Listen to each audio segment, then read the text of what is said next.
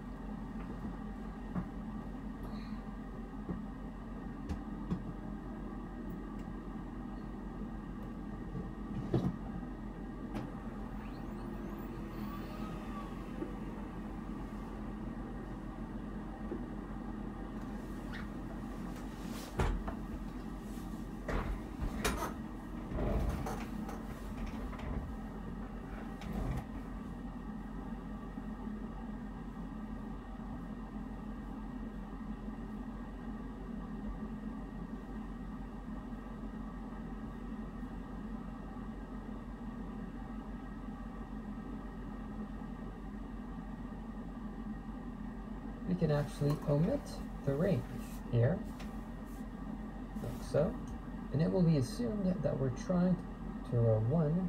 Now we just first and second row. Therefore, we would be slicing from the row indexed 0 to a stop index of 2.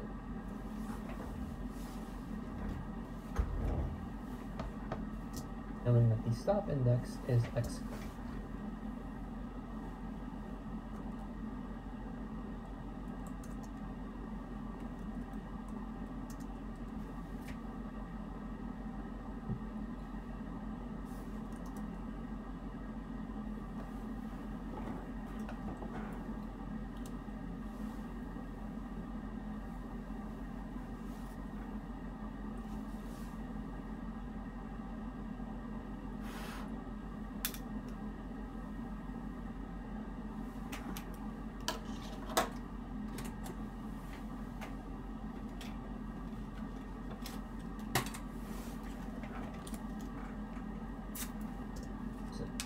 It would go from row 0 to row 1. So we're on the second block of data from row 0 to row 1. Now we just need to specify the range of columns. The numbers 6 to 11 are also present in all 3 columns. Therefore, we will be slicing from the column indexed 0 to a stop index of 3, which corresponds to the columns indexed from 0 to 2. Outputting this, indeed, we should get the intended result, and we do. And now, since we're accessing all the rows in this block of data,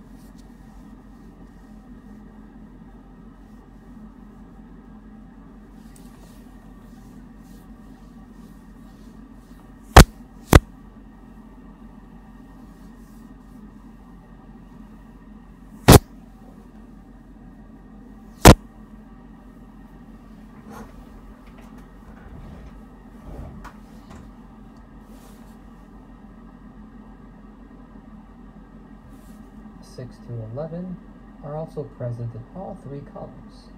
Therefore, we will be slicing from the column indexed, slicing from the row indexed 0. Our numbers on the second verse 6 to 11 are present in both the first and second row.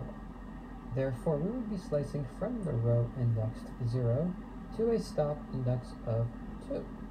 Knowing that the stop index is exclusive, it would go from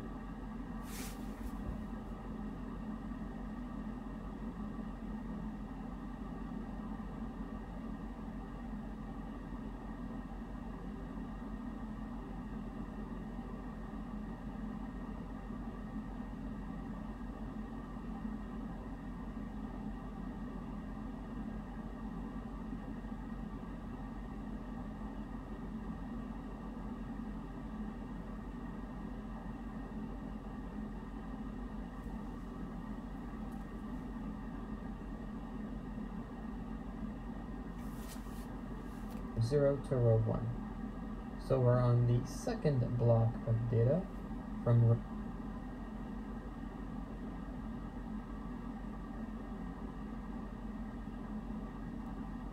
0 to row 1. Now we just need to specify the range of columns. The numbers 6 to 11 are also present in all three columns. Therefore, we will be slicing from the column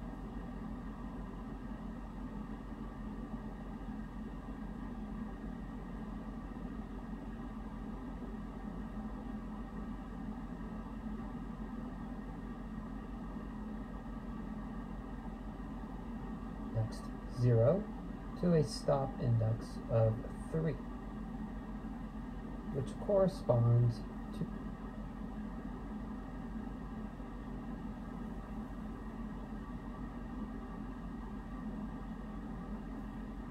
columns indexed row 0 to row 1. So 6 to 11 are present in both the first and second row. Therefore, we will be slicing from the row indexed 0 to a stop index of 2.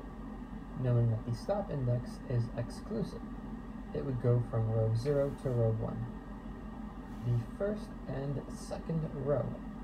Therefore, we would be slicing from the row indexed 0 to a stop index of 2. Knowing that the stop index is exclusive, from the row indexed 0 to a stop index of 2. Knowing that the stop index is exclusive, it would go from row 0 to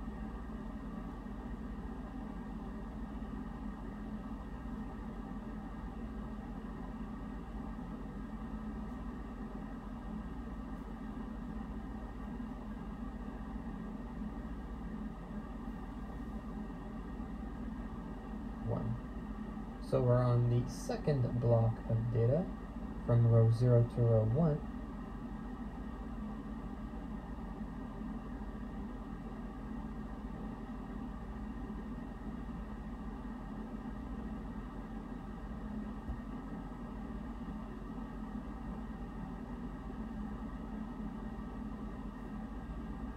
Now,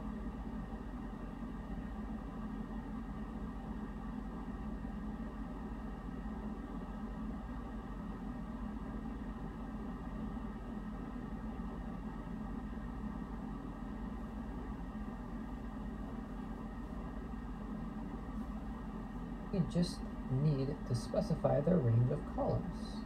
The numbers 6 to 11 are also present in all three columns.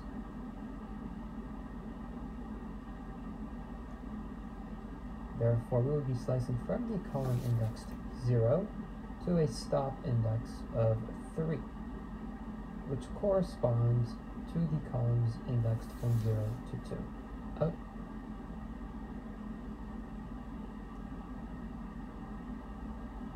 In this, indeed, we should get the intended result, and we do. And now, since we're accessing all the rows in this block of data, we can actually omit the range here, like so.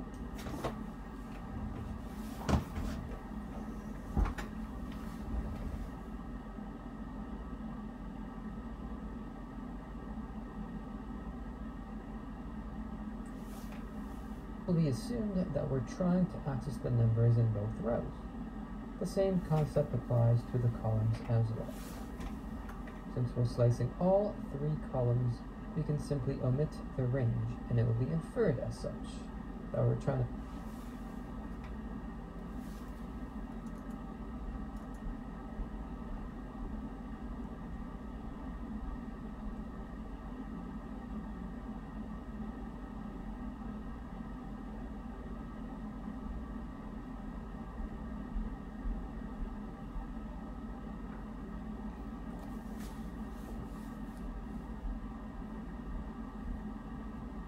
everything from column 0 to column 3.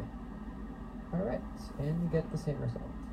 Let's cut this lesson short in the next lesson, and let's have a look.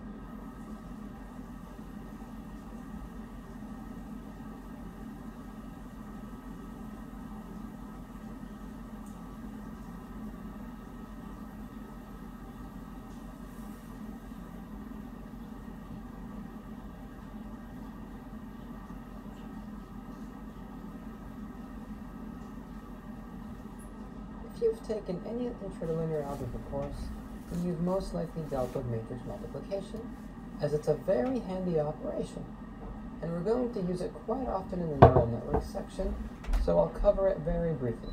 Suppose we had a matrix A and a matrix B. Then the product of matrices A and B is defined only if the number of columns in matrix A equals the number of rows in matrix B. Which is exactly the case, since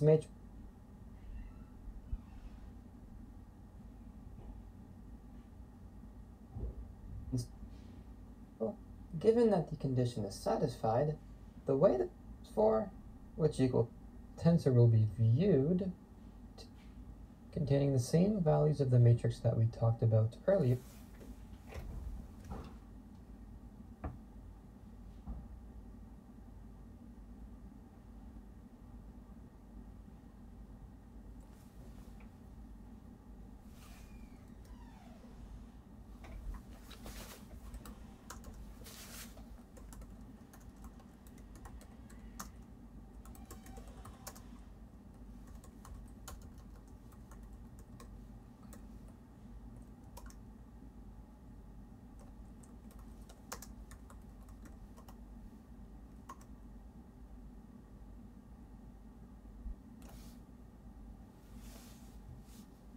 0, 3, 5, 5, 5, and 2.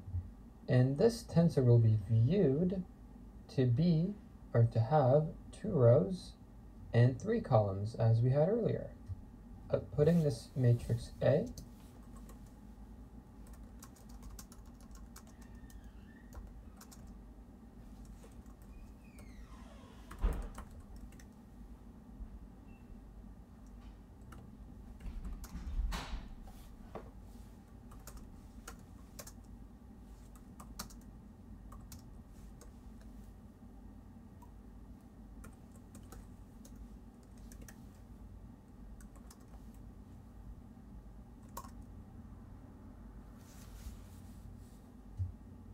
and now on a different cell, we'll define another matrix, matrix B, which will be set equal to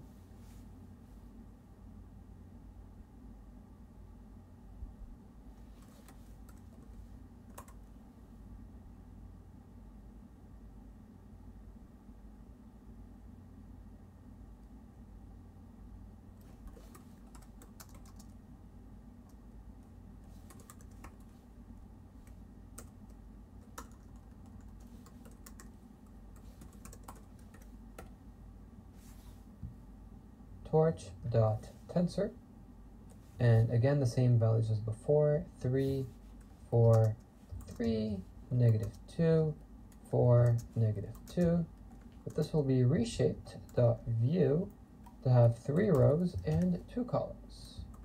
Outputting this matrix B, we get the following, which is what we expect, and now we can conduct matrix multiplication between the two by writing torch.mat.mul. We will matrix multiply matrix A and matrix B, and this should yield the expression.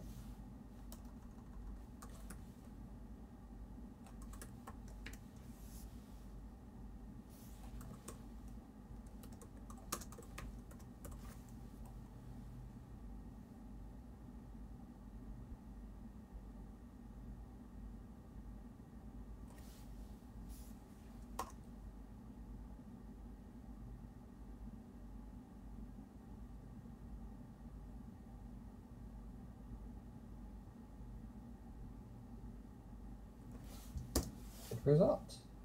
Another way to perform the same operation is to simply write matrix A at matrix B, yielding the same.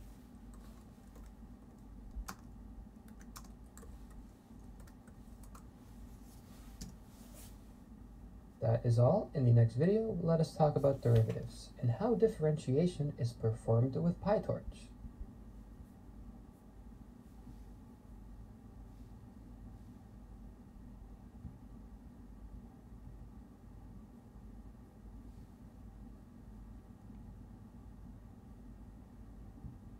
Now that we are well equipped with tensor fundamentals, let us shift our discussion to derivatives and how they can be applied in PyTorch.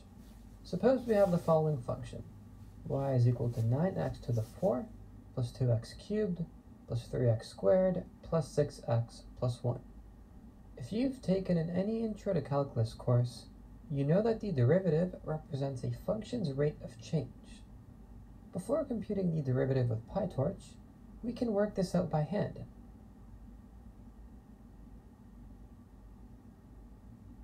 If we wanted to find the instantaneous rate of change of this function at the value 2, if we wanted to find the derivative of this function at 2, well, we have the derivative, subbing in the number 2, yields the value 330, such that the slope of the tangent to the curve of this function at x is equal to 2 is 330. What we just did by hand, let us implement this with PyTorch. In a new collab notebook, having imported the relevant torch library, we will start by setting y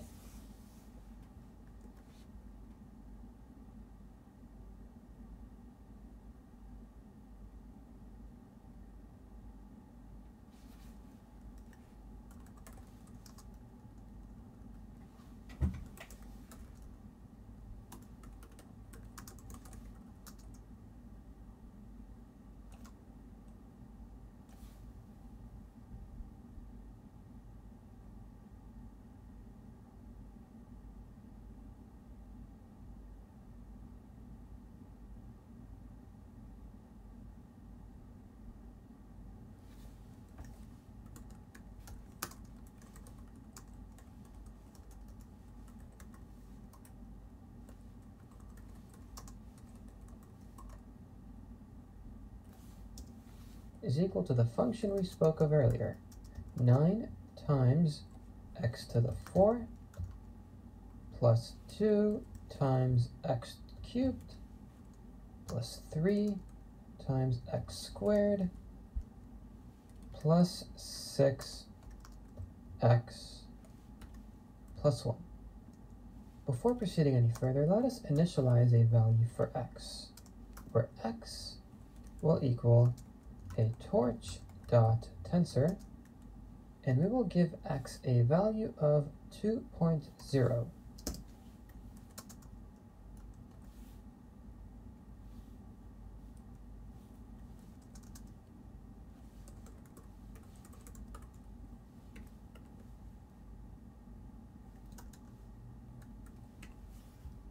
Note that this is a float, and as we wish to compute the gradient, the derivative of this function at x is equal to 2, whenever creating a tensor which should require a gradient, typically you will requires grad equal true.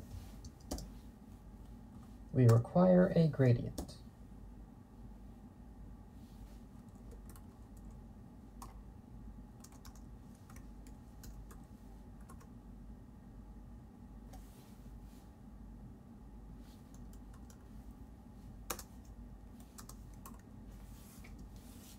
Otherwise, an attempt at computing the gradient should throw an error. And now to compute the derivative of this function at x is equal to 2, we simply use y dot backward. And now, having computed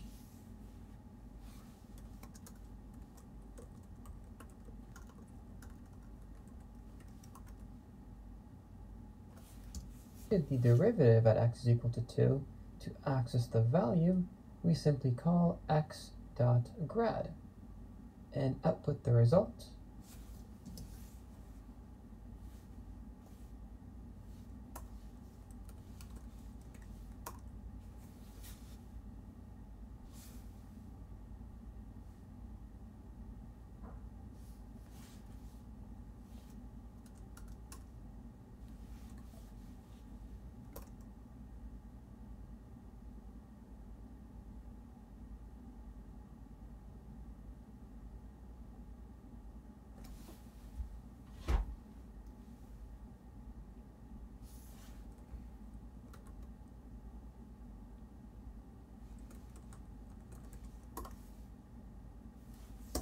As we expected, we get 330. Let's shift our discussion over to partial derivatives, where y is equal to x squared plus z cubed. In this case, y is a function of both x and z. The partial derivative of y with respect to x would be y is equal to 2x plus 0, since z cubed in this case would be treated as a constant. And the partial derivative of y with respect to z would be 0 plus 3z squared. Suppose we wanted to compute both partial derivatives at x is equal to 1 and y is equal to 2. This gradient results in a value of 2, and this one results in a value of 12. Let's emulate this behavior on our collab notebook. We will set x equal to a value of 1.0, and we set z is equal to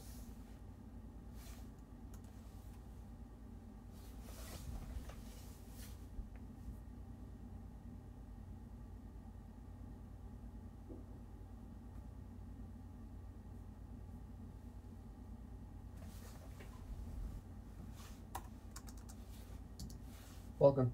Now that we are well equipped with tensor fundamentals, let us shift our discussion to derivatives and how they can be applied in PyTorch. Suppose we have the following function. Y is equal to 9x to the 4 plus 2x cubed. Torch dot tensor 2.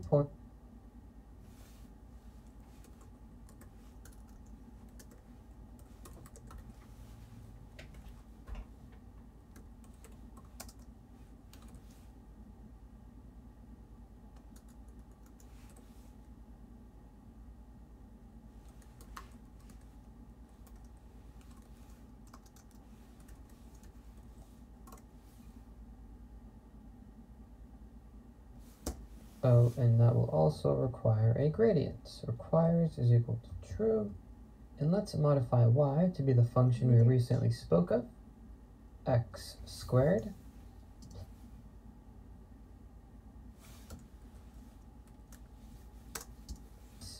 z cubed, y dot backward to compute the gradient. It will take the partial derivative of the function y with respect to both variables x and z, and we will output the value of both x and of z. We should get the expected value for x and for z as well.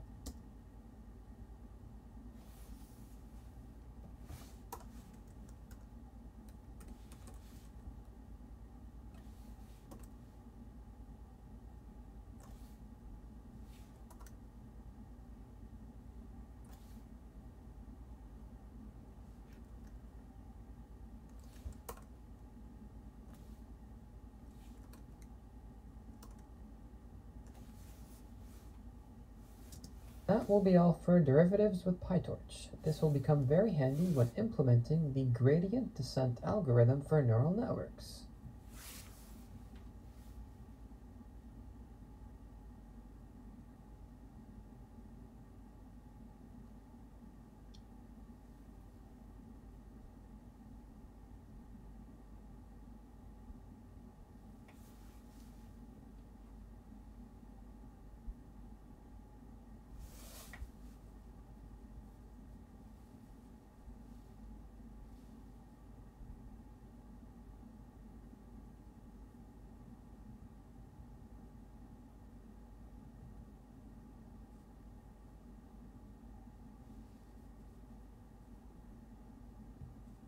Great job on finishing up the Intro to Tensors section. Having done so, you can now proceed into the next section where we will train a linear model to learn how to adjust its linear parameters until it reaches parameters that fit a set of data points.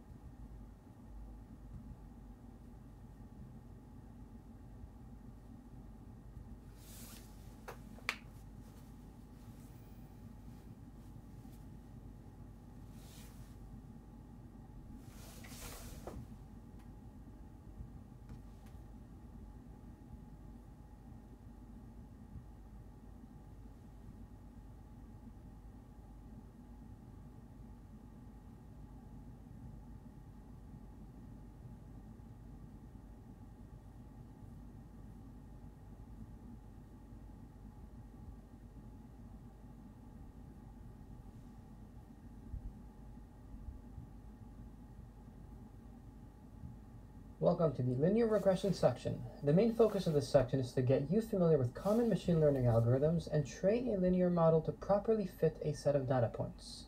In this section, you will learn various fundamental concepts involved in training a model.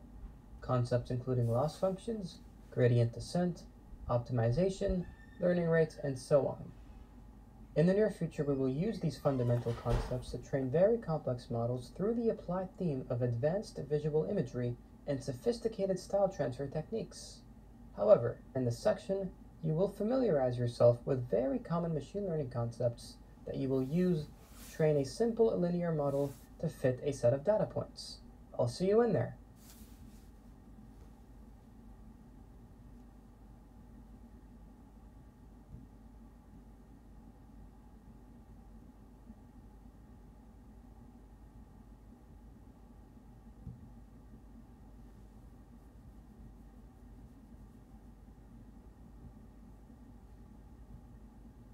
In this section, we will look to implement a machine learning-based algorithm to train a linear model to fit a set of data points.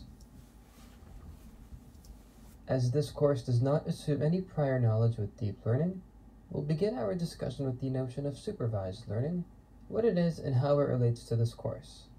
If you've taken one of my deep learning courses before, the material in this video should be very familiar to you. We will begin with a very broad definition. What is machine learning? A simplistic definition is that it's the concept of building computational algorithms that can learn over time based on experience, such that rather than explicitly programming a hard-coded set of instructions, an intelligent system is given the capacity to learn, is given the capacity to detect and predict meaningful patterns. While one can distinguish between supervised and unsupervised learning, let us consider supervised learning. In supervised learning, the learner is trained and makes use of datasets associated with labeled features which define the meaning of our training data. That way, once introduced to newly inputted data, given a new input, the learner is able to predict a corresponding output. Before discussing any more theory, let's jump into some code.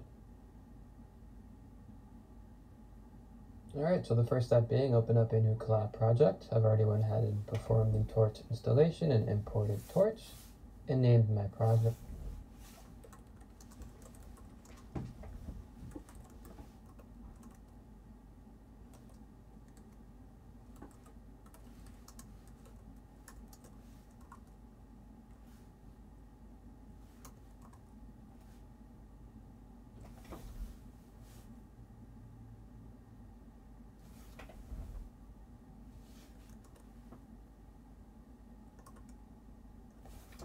Linear regression.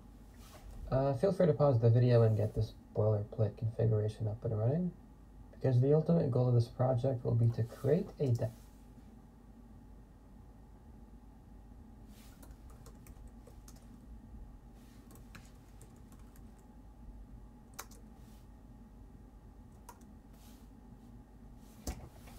Which generally will follow a linear pattern. Then we'll declare a line, a linear model, with some random set of parameters, which chances are will incorrectly fit our dataset. However, then we make use of a simple optimization procedure known as gradient descent, which is often used in many machine learning algorithms. What this optimization algorithm will do is minimize the error function of our linear model, and it keeps doing so until the model is trained to fit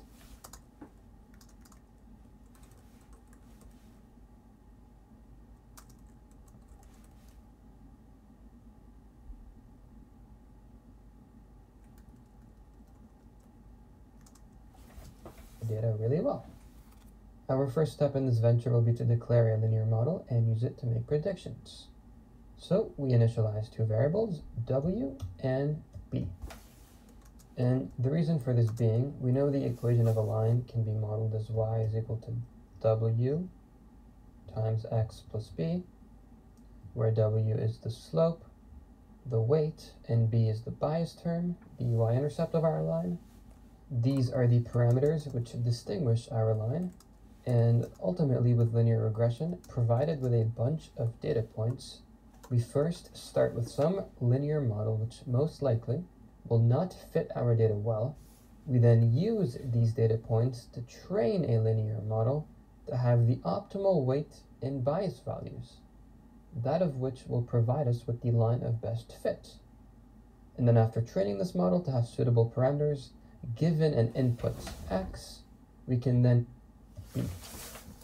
And the reason for this being, we know these are the parameters which distinguish our line, and ultimately with linear regression, provided with a bunch of data points, we first start with some linear model which most likely will not fit our data well. We then use these data points to train a linear model to have the optimal weight in bias values, that of which will provide us with the line of best fit. And then after training this model to have suitable parameters, given an input x, we can then use this linear model to make a prediction y. All right, so back to our code, we set w is equal to torch dot tensor, and we will give the weight some random value, given an input x, to have the optimal weight in bias values, that of which will provide us with the line of best fit. And then after training this model to have suitable parameters, given an input x, we can then use this linear model to make a prediction y. All right, so back to our code, we set w is equal to torch dot tensor, and we will give the weight some random value, say 3.0. And as we will be training our model, we will require the gradient of our linear function. So requires grad must equal true. All right, don't worry about why we did this for now. It will be more apparent to you later on why we need the gradient, but for now we do the same thing for the bias term. We'll just copy and paste that, call this b, delete this one, and instead of a value of 3.0, let's change this to 1.0. It really doesn't matter. And now, given a linear model, y is equal to w times x plus b, provided an input x, we can make a prediction. We can determine the output y.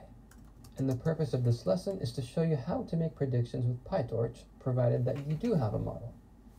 To do so, what we're going to do is actually copy this, delete it, and on a new cell, we define the forward function, def forward. And this forward function receives the input, the independent variable, the x value, and this input is going to be passed into our linear model. Y is equal to w times x plus b. W and b being the parameters of our line, and then based on the input x, we predict the corresponding output y. A prediction is computed and returned.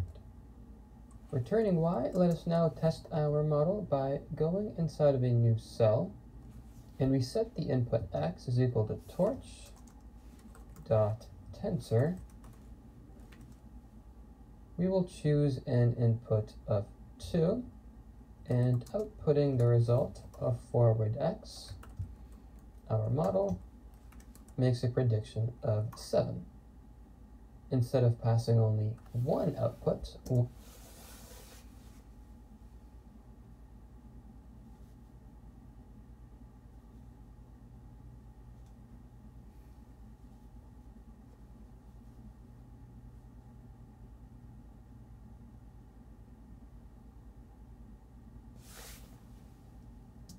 pass in many inputs. Suppose you wanted to make a prediction for the input 4 and for the input 7, respectively. Our forward function expects only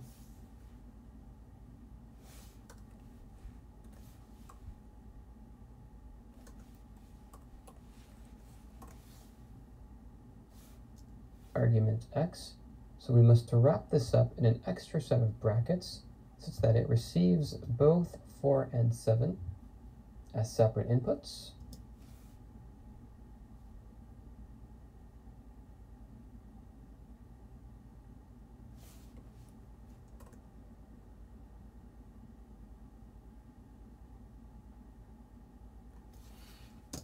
And the computation will occur as follows. Making a prediction for the input 4 to be 13 and for the input 7 to be 22. That is all for making predictions. In the next video, we will look into a more standardized way of creating a linear model. I will see you there.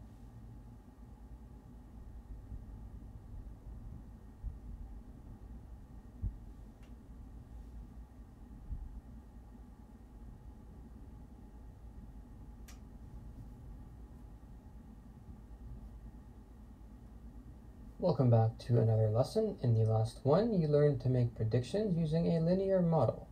In this video, we will look at a more standardized way of initializing a linear class. We will discuss the theory as we implement it into code. So on a new Python notebook, first import the relevant torch library, and from torch.nn, we will import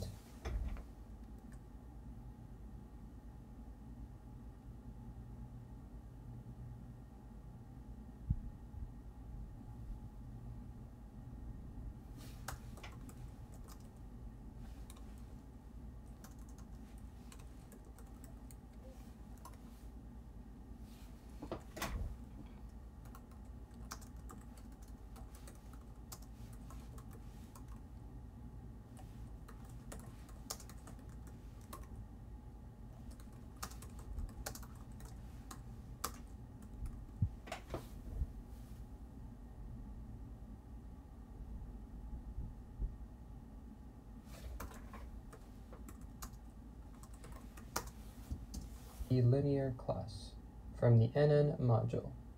You will first write the following line of code on a new cell. Torch dot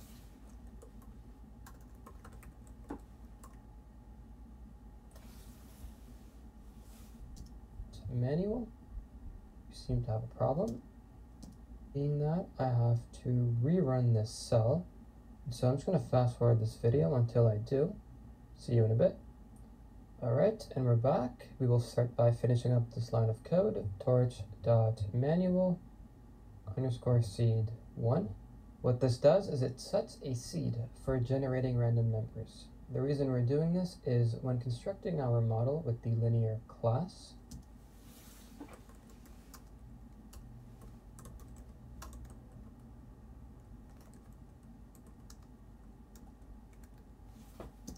we'll be given random values for the linear class, which makes sense since, recall, we start with a random value for the weight and bias, and then we train our model through a gradient descent algorithm to obtain the optimal parameters to fit our data. We'll talk about training shortly. Algorithm to obtain we start with a random value for the weight and bias, and then we train our model through a gradient descent algorithm to obtain the optimal parameters to fit our data. We'll talk about training. We start with a random value for the weight and bias, and then we train our model through a gradient descent algorithm to obtain the optimal parameters to fit our data. We'll talk about training shortly, but for clarity and to see progress in training our network, we want to ensure that the random values assigned to our weight and bias values are consistent. Hence why we set a seed. The seed can be anything that you want it to be, so long as you don't change it. If you wish to obtain the same results that I get, then feel free to use the same seed. Alright, let us now construct our linear model with model is equal to linear, and it will accept in features is equal to 1, out features is equal to 1.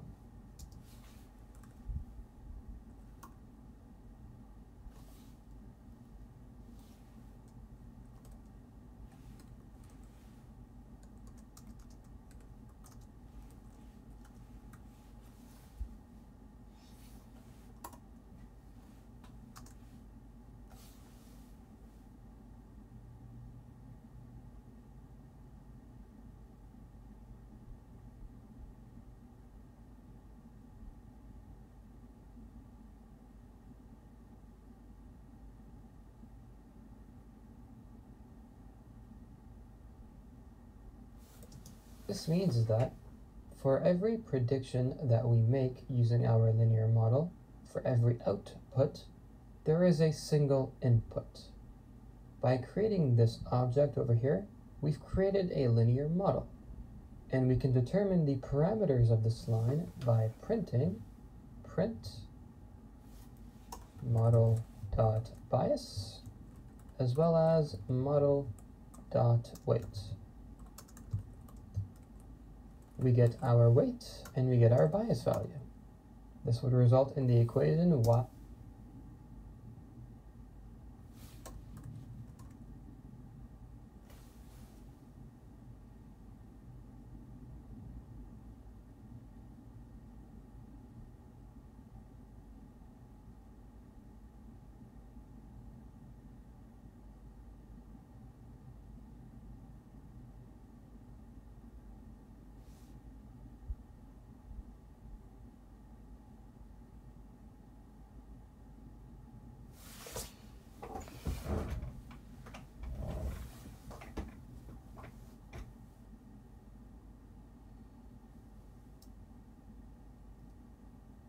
is equal to 0.5153x minus 0.4414.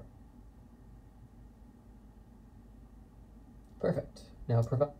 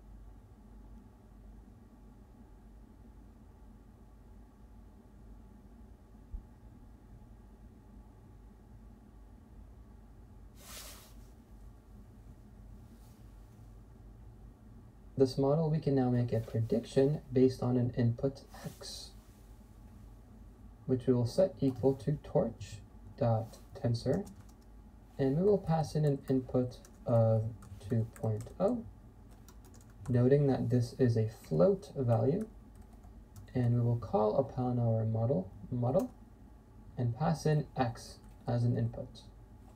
This should return a prediction which we can print out.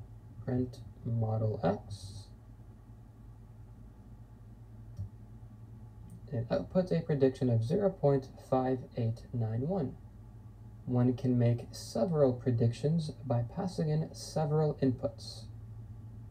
We can pass in an input equaling 3.3, and noting that our linear model only takes in a single argument, we must enclose this in a bracket. So what's going to happen is for each input, we will get one output, one prediction. And printing this out, the prediction for 2.0 is the same thing as earlier. And we also get a prediction for 3.3 to be 1.2590. This lesson was to get you familiar with the linear model class, which provides a more concise, easier, and more standardized way of constructing a linear model.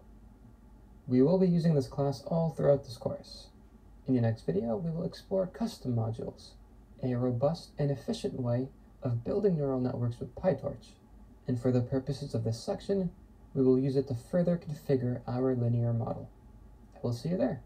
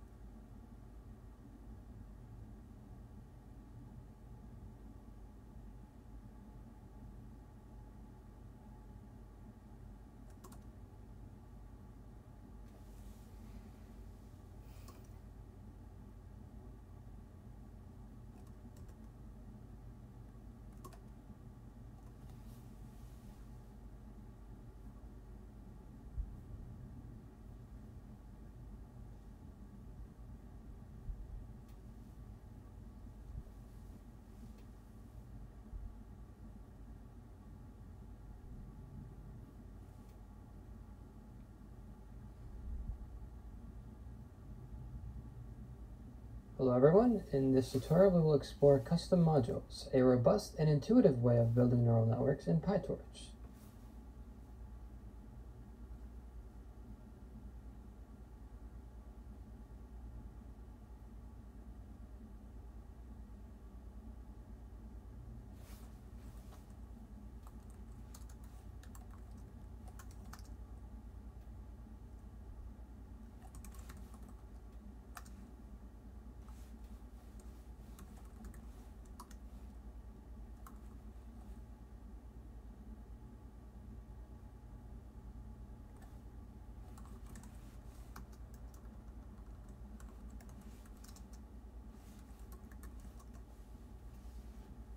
We will build more complex neural model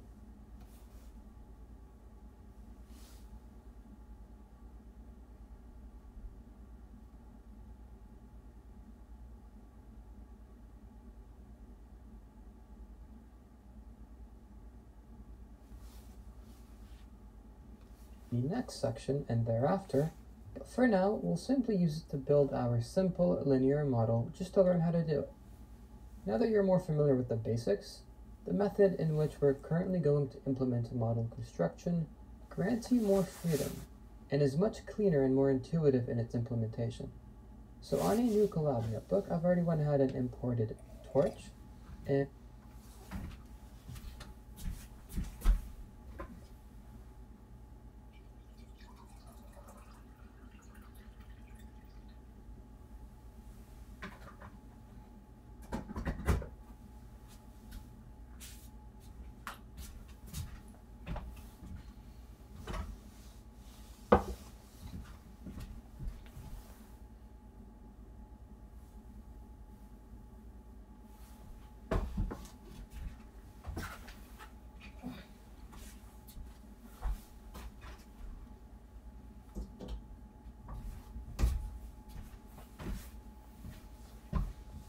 inside of a new cell, we start by creating a new class, which I will call LR, as in linear regression.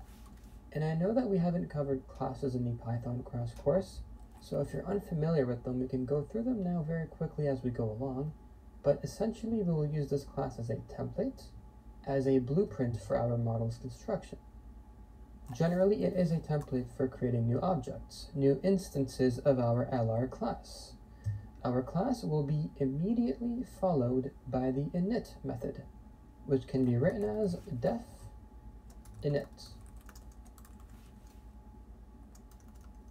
Ensure that you use the double underscores before and after the method. If you come from another programming language, for example, ES6 JavaScript, this would be known as a constructor. And so we use this initializer, we use this constructor to construct, to initialize new instances of this class. The first argument for our initializer is usually self, where self simply represents the instance of the class, the object that's yet to be initialized, and then after self, we can add additional arguments. Our choice for these arguments is dictated on the basis that we are using this class to initialize a new linear model instance. If you look back at the previous code, initializing a linear model requires that we have an input size as well as an output size. In this case, 1 and 1 for both, since each input will produce one output. But we will be more general inside of our constructor. That is, the arguments passed in will be input size and output size. Whatever input size and output size is passed in as we create our instance. And perfect. That is all. Now to create a linear model, to access our linear class, we first needed to import torch.nn. Let's do that again. We will import torch.nn, but this time let us do it as the alias nn. We will use inheritance such that this subclass will leverage code from our base class nn.module. Module itself will typically act as a base class for all neural network modules. In this case, the linear regression model class will be a subclass of nn.module, thereby inherit methods and variables from this parent class. And when dealing with class inheritance, one should be mindful of calling super.init,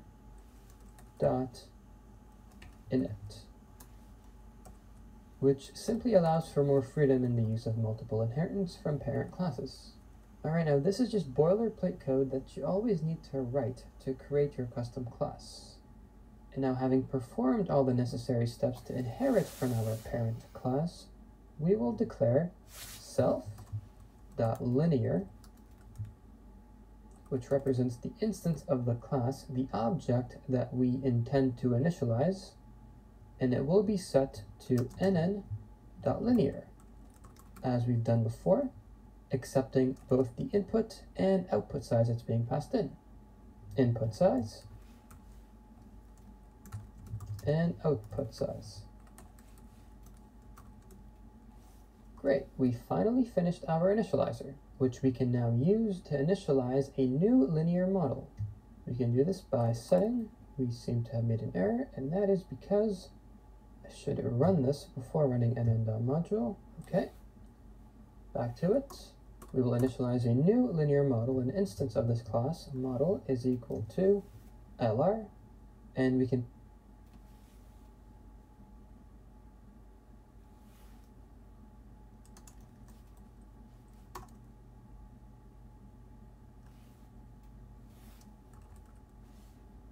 send 2 arguments into the initializer as clearly shown. As before, we pass in an input size of 1 and an output size of 1 as well. And there is our linear model. You can now seamlessly create more linear regression models to your heart's content. We will stick with 1 and print out the random weight and bias values that were assigned to it from nn.linear. We do this by printing model.parameters, and we will print it as a list in order to better see our results.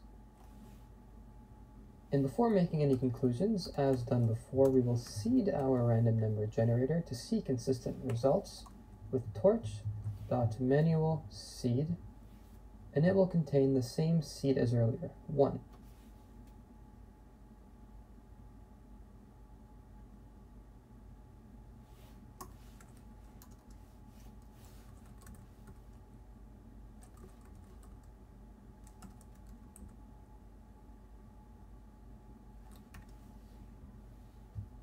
All right. And our weight term equates 0.5153 and the bias term negative 0.4414 as before. And now recall to make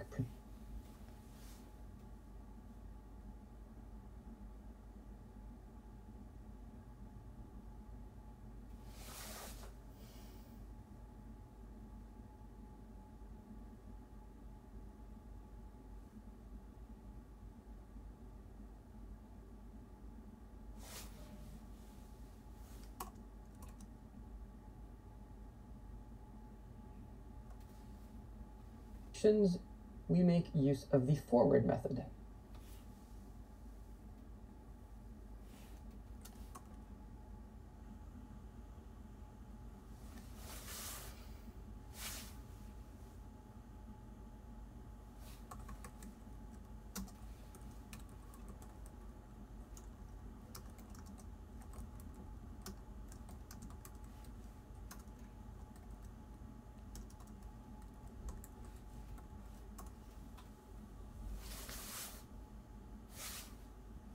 And conveniently, we can define the forward method inside of our class such that the method can be accessed for every instance of the class.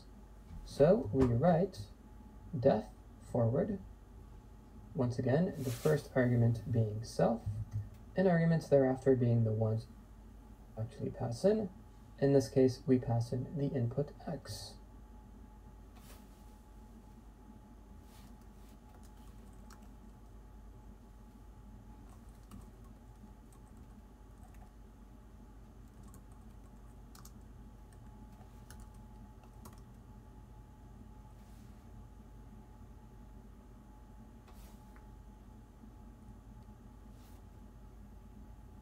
Right, and now forgot my colon, and now the prediction pred will equal the prediction that comes out of x being passed into our linear model, self.linear. Let's not forget our brackets, and we will return the prediction, return pred. Running this cell and back here. We can now use this method for any instance of our class. In this case, we will use it for our model. So we write model.forward, and into it we pass in a tensor as we have always done.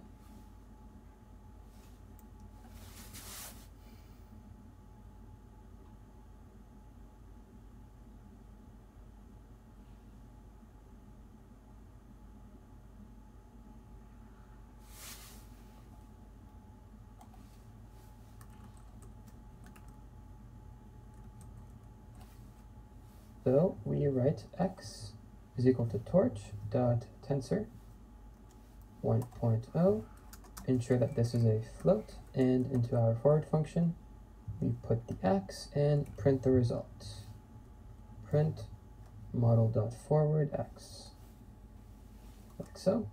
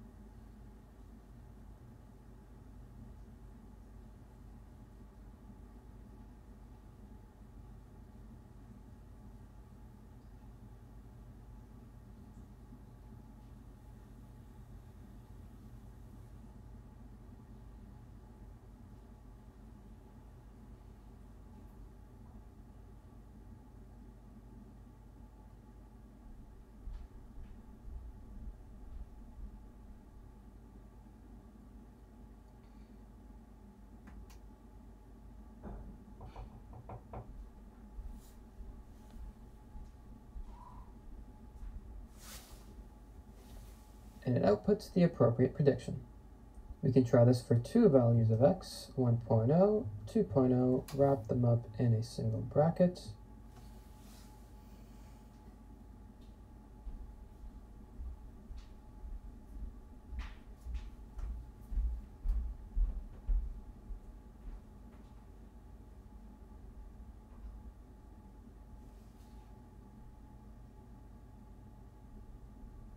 and yet it's consistent, as it now makes two predictions.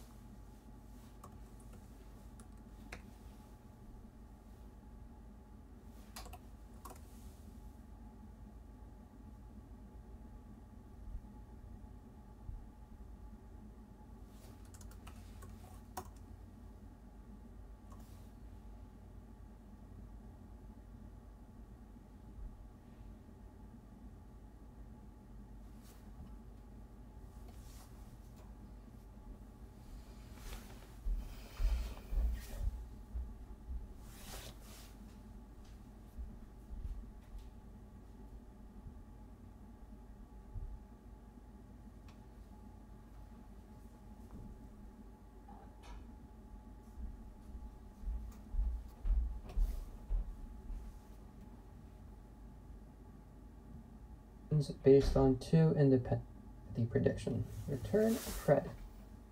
Running this cell and back here. We can now use this method for any instance of our class. In this case, we will use it for our model. So we write model dot forward, and into it we pass in a tensor.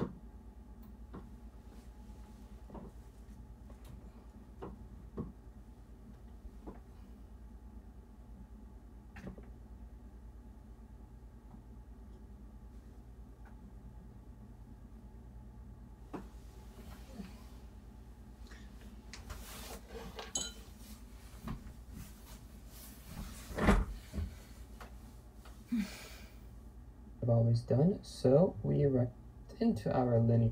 We can define the forward method inside of our class such that the method can be accessed for every instance of the class. So we write def forward, once again the first argument being self, and arguments thereafter being the ones you need to actually pass in. In this case, we pass in the input x. Alright, and now forgot my colon, and now the prediction pred will equal the prediction that comes out of x being passed into our linear model, self.linear. Let's not forget our brackets, and we will return the prediction, return pred. Running this cell and back here. We can now use this method for any instance of our class. In this case, we will use it for our model. So we write model dot forward, and into it we pass in a tensor as we have always done. So we write x is equal to torch dot tensor 1.0. Ensure that this is a float, and into our forward function we put the x and print the result. Print model dot forward x, like so, and it outputs the appropriate prediction. We can try this for two values of x, 1.0, 2.0, wrap them up in a single bracket, and yet it's consistent, as it now makes two predictions based on two independent variables, such that for every one input there is one output. Very well, you should now have become very comfortable in making predictions using the linear class in an object-oriented programming approach. Going forward, this is how we will approach model initialization in this course. The next step before we conclude the linear regression section is to actually train our model to develop new weight and bias values based on previously labeled data, rather than just working with the random parameters. We will do that going forward.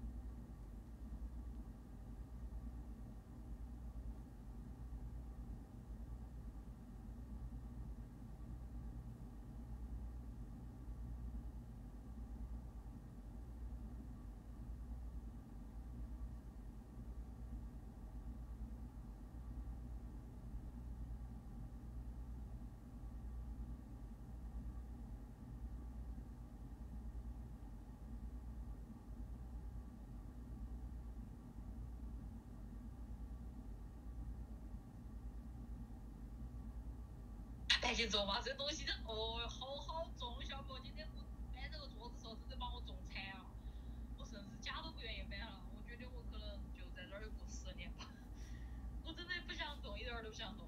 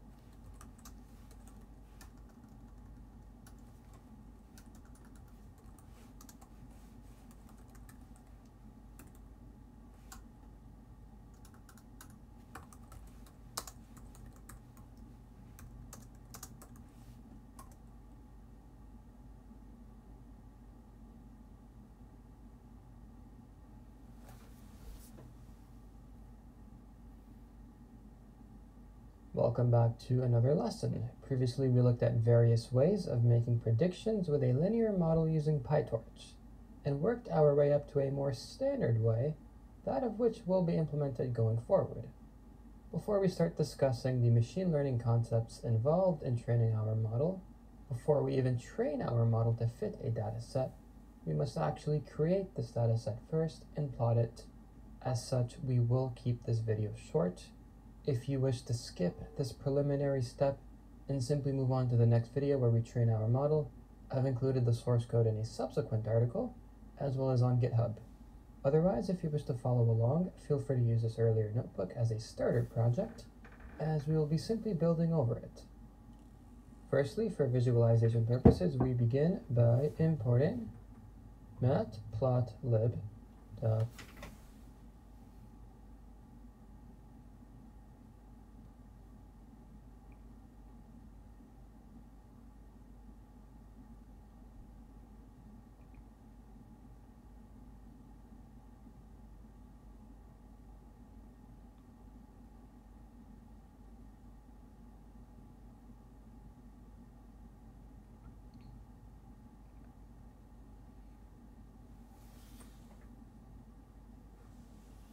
pyplot as plt, as we have always done before, and instead of pressing Shift and Enter to run the cell, press Alt and Enter to create a new cell right below, as it is in this cell that we will be creating our dataset.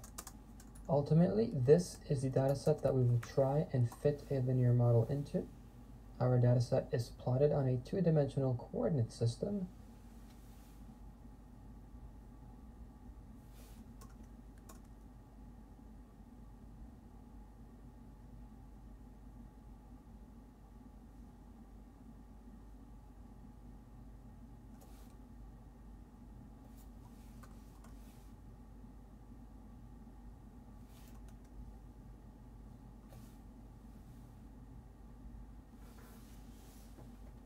That each data point is characterized by an x and a y coordinate.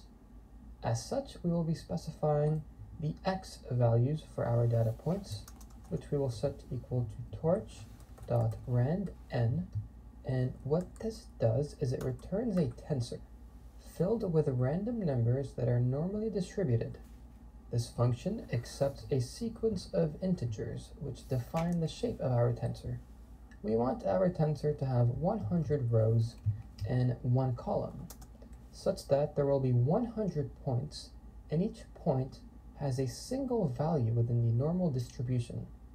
If we print this value, print x,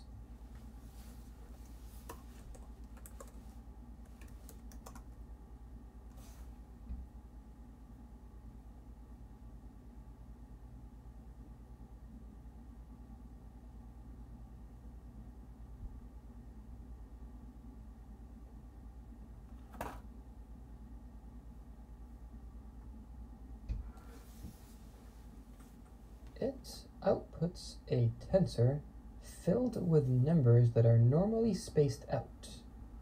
However, the numbers are relatively small since they are centered around 0, with a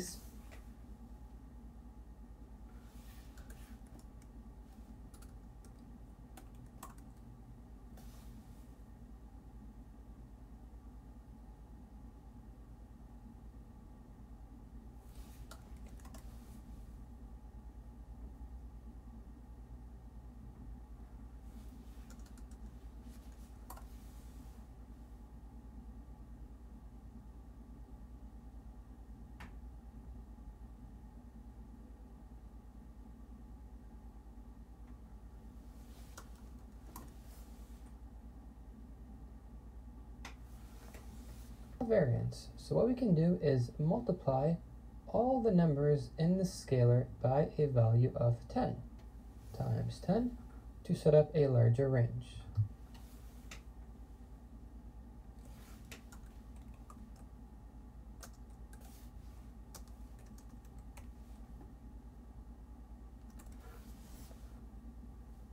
As we're dealing with a two-dimensional coordinate system, each data point will have both an x value and a y value, which we will set equal 2, the output y for now will simply be a function of x.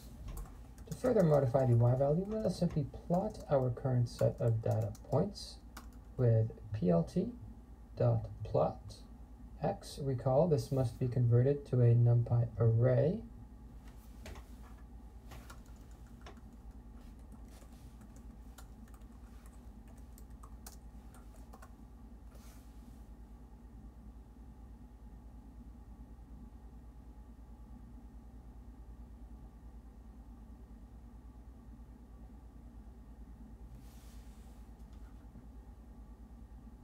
And the y value as well, y.numpy.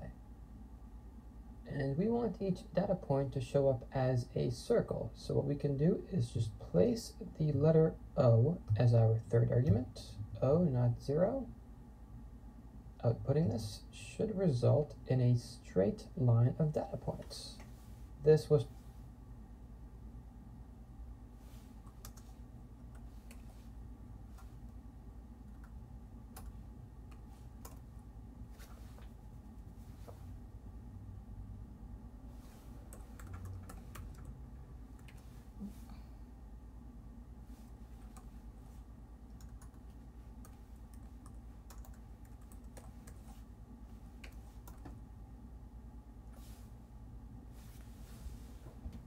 expected, such that all data points are normally distributed within the X.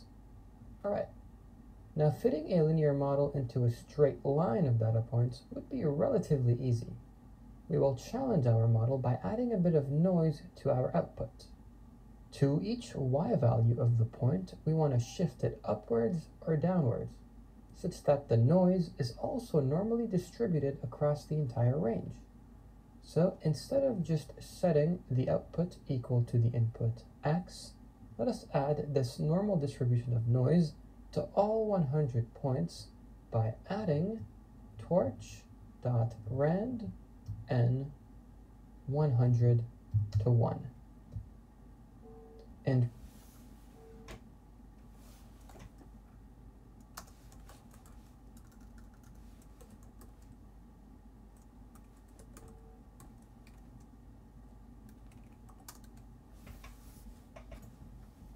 call that rand n will center around the 0 with a relatively small standard deviation.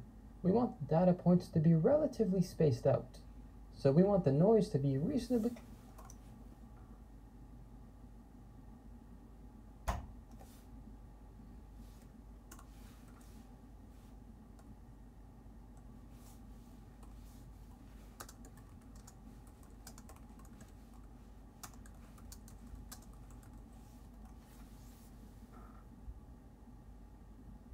significant. As such, we'll multiply the noise ratio by 3. 3 times torch.randn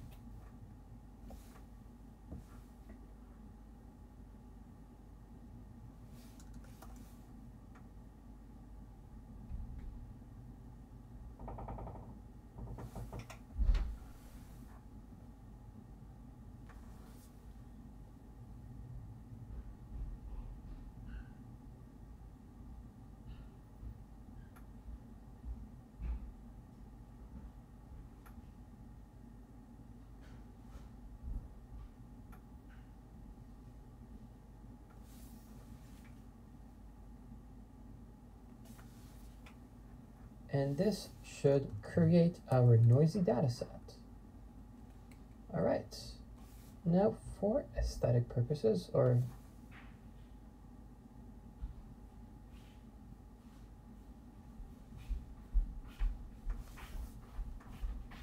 for clarity, let us assign the y-axis a label, plt.y label. 哦，早上我那个没，我尝了一口，然后没喝。呸！否定老子的厨艺。因为那个冰箱的味道，啊，怎么了？好重啊！冰箱的味道好重。对，因为那个蔬菜冻了之后，它那个粥的味道特别淡，然后盖不住那个味道，然后我就吃不惯。不会啊，我昨天拿保鲜膜封的。没有啊，就是因为吃不惯，没有就这样没有肉，因为，你还在学啊？快了，不学了。The x-axis as well, plt. 吃。你买了吗？不是啊，我们店里拿的，因为我们店。你上班去了？对啊，你胆子有点大哦。啊，你看这条红新闻，3、4件被伤的，就是说，有一个是亚洲女生，然后戴口罩，然后说引起什么歧视，要被勒索。那个亚洲女生被勒索好，对，好恐怖。Oh my god！对，蒙特利尔吗？就这边的。哦。而且不止这一起，还有什么？还有一起枪击案嘛。然后还有一个要出门了，还有一个也是。有个躲着呢。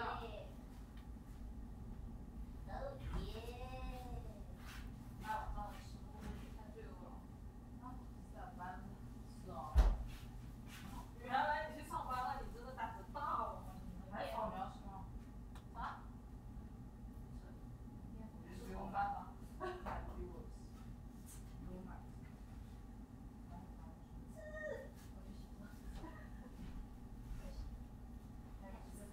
我都快问出来，我终于跟上了。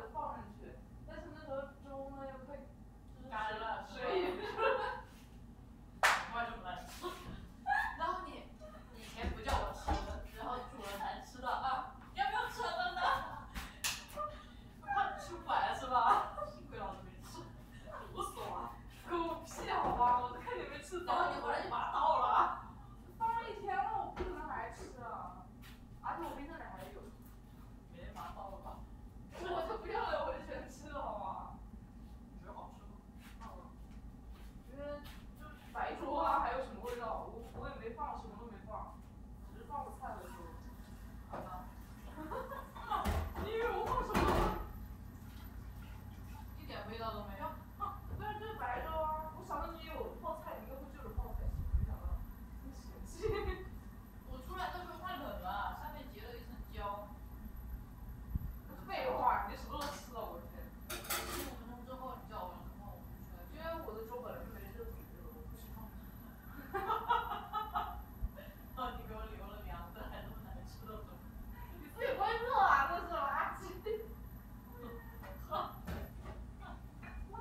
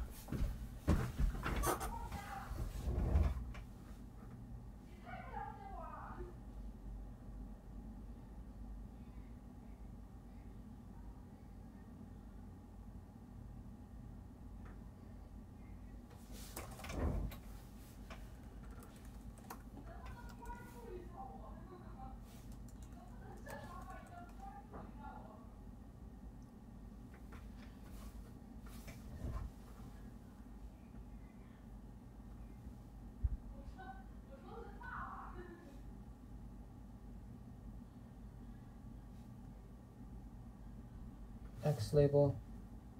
All right, and we are good to go.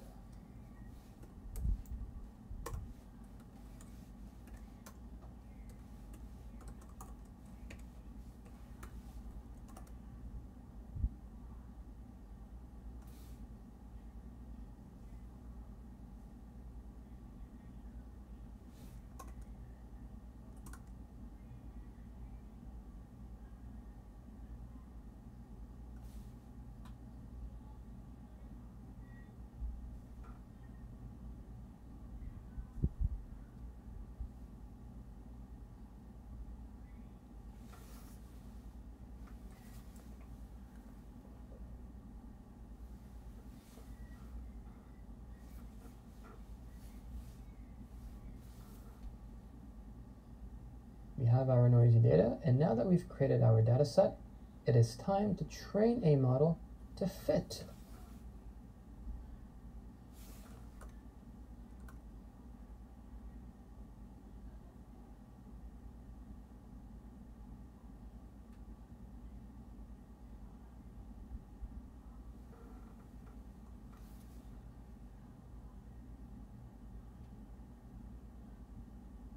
Rand n 100 reasonably significant. As such, we'll multiply the noise ratio by 3. 3 times torch.rand n, and this should create our noisy data set. All right, now for aesthetic purposes, or actually for clarity, let us assign the y-axis a label, plt.ylabel,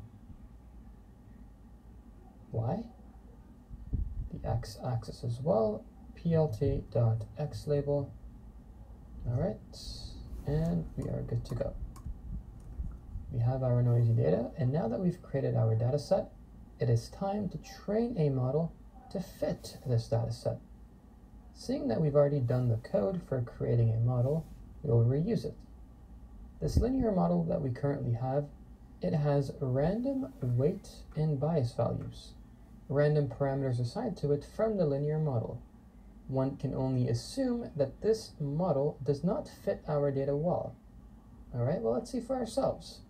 What we'll do is we'll create a new cell. You know what we'll actually do is just delete what's inside of this cell, delete these cells as well. You can do so by pressing Ctrl M and D.